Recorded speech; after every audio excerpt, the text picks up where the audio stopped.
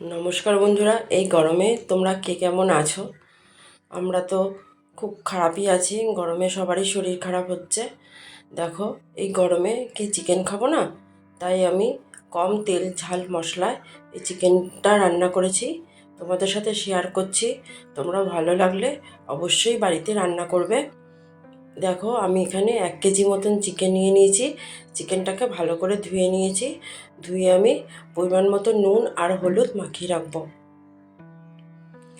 আর এর মধ্যে সামান্য গরম মশলা গুঁড়ো, সামান্য সর্ষের তেল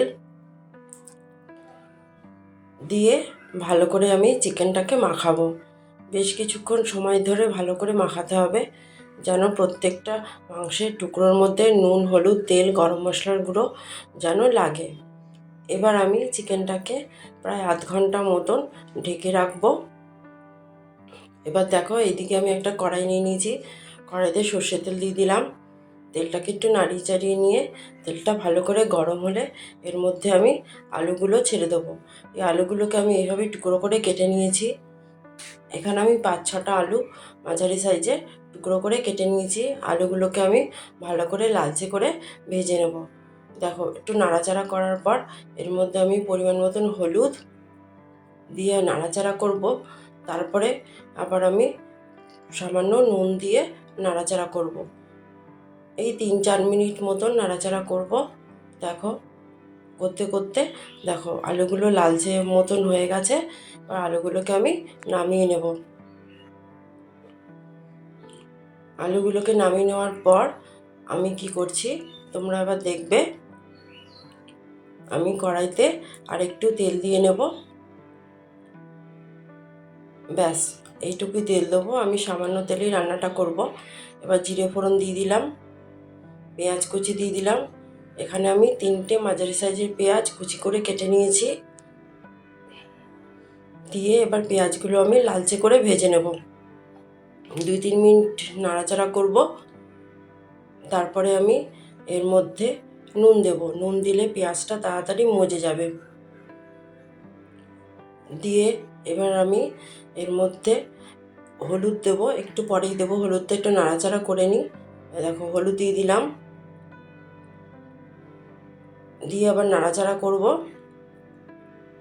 দেখো, পেঁয়াজগুলো লালচে মতন হয়ে গেছে। এবার এখানে কাশ্মীরি লঙ্কার গুঁড়ো দেবো কালারের জন্য।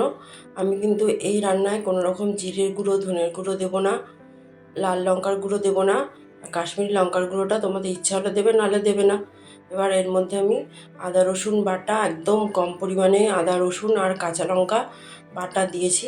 দিয়ে ভালো করে মিশিয়ে নেব।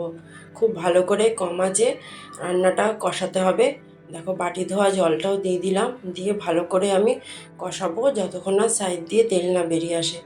এবার এর মধ্যে আমি 2টো বড় সাইজের টমেটো কেচাপ দিয়ে দিচ্ছি। দিয়ে ভালো করে নাড়িয়ে চাড়িয়ে নেব। টমেটো বাটাটা পরে দিলে কালারটা খুব সুন্দর আসে। দেখো, নাড়ানো চাড়ানোর পর সাইড দিয়ে তেল বেরিয়ে এসছে। আমার কষানোটা কিন্তু হয়ে গেছে। দেখো, একটু নাড়িয়ে চাড়িয়ে নিচ্ছি। এমনভাবে কষাবে যেন মাংসগুলো ওর সাথে মিশে যায় আর খেতেও সুন্দর লাগবে। এবার দেখো, মাংসগুলো এর মধ্যে দিয়ে দিচ্ছি। এবার মশলাটা ভালো করে মাংসের সাথে মিশিয়ে দেব। খুব ভালো করে মেশাতে হবে। আমি কিন্তু এটা কম আঁচেই রান্না করেছি। তোমরাও কম আঁচে রান্না করবে। যে কোনো রান্না কম আঁচে রান্না করলে কিন্তু খেতে খুব ভালো হয়। ভালো করে মেশানো হয়ে গেলে এবার আমি ঢাকনা দিয়ে রাখবো। 7-8 মিনিট মতন ঢেকে রাখবো। 7-8 মিনিট পর ফিরে আসছি। দেখো, কালারটা কি সুন্দর এসছে। মনে হচ্ছে লঙ্কার গুঁড়ো দিয়েছি, কিন্তু আমি এখানে লাল লঙ্কার গুঁড়ো ইউজ করিনি, কাশ্মীরি লঙ্কার গুঁড়োই দিয়েছিলাম। দেখো, সাইড দিয়ে তেলও বেরিয়েছে। এবার এখানে আমি পরিমাণ মতো নুন দিয়ে দিলাম। দিয়ে ভালো করে নাড়িয়ে চাড়িয়ে নেব। এবার এর মধ্যে আমি আলু দিয়ে দেবো, যে আলুগুলো আমি ভেজে রেখেছিলাম। দিয়ে ভালো করে মিশিয়ে নেব। খুব ভালো করে মেশাতে হবে আলু আর মাংসগুলো। এবার আমি ঢেকে রাখবো। আবার আমি 5-7 মিনিট মতন ঢেকে রাখবো। দেখো, মাংস থেকে জল বেরিয়ে এসছে। এরপর আমি উষ্ণ গরম জল দিয়ে দেবো। তোমরা যে যেরকম ঝোল খাবে সেরকম জল দেবে। আমি এখানে বড় গ্লাসে 1 গ্লাস মতন জল দিয়েছি। দিয়ে ভালো করে নাড়িয়ে চাড়িয়ে নিয়ে ঢেকে রাখবো। এখানে আমি 20-25 মিনিট ঢেকে রাখবো। 20-25 মিনিট পর ফিরিয়ে আসলাম। আমার রান্নাটা কিন্তু প্রায় হয়ে গেছে, মাংসগুলো নরম হয়ে গেছে। আমি পরিমাণ মতন না সামান্য নুন দিয়ে দিলাম আর একটু গরম মশলা গুঁড়ো দিয়ে দিলাম। নুনটা একটু কম লাগছিল, আমি টেস্ট করে দেখেছিলাম। দিয়ে ভালো করে নাড়ি চাড়িয়ে নেব। তোমাদের যদি আমার এই রেসিপিটা ভালো লাগে তোমরা অবশ্যই সাবস্ক্রাইব করবে, আর তোমরা বাড়িতে রান্না করে দেখো, খেতে কিন্তু খুব টেস্টি হয়। দেখো আমার রান্নাটা কমপ্লিট। By friends.